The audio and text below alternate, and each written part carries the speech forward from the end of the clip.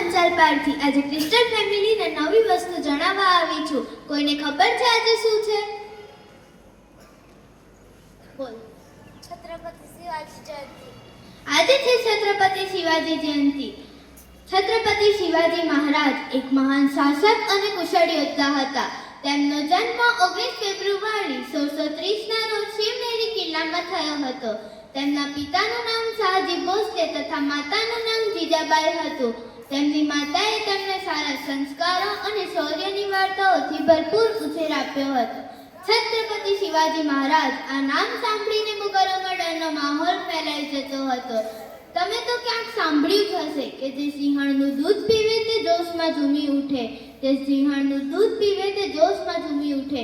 તેવી સિંહણ જીજાબાઈનું દૂધ પીધેલ આ બાળક નાનપણથી જ આટલો શક્તિશાળી અને સાહસી હતો. જે ઉંમરમાં સામાન્ય બાળકના બુદ્ધિનો વિકાસ થાય તે ઉંમરમાં આ શિવાજીએ 40 કરતાં વધારે કિલ્લાઓ જીતી નાખ્યા હતા. અંતમાં એટલું જ કહીશ કે આપણે શિવાજી જેવા ન બની શકીએ, પણ આપણે તેમનો એક ગુણ આપણા જીવનમાં લાવીએ અને તેને અપનાવીએ. આપણા જીવનને સાકાર બનાવવાનો પૂર્ણ પ્રયાસ કરીએ. અસ્તુ.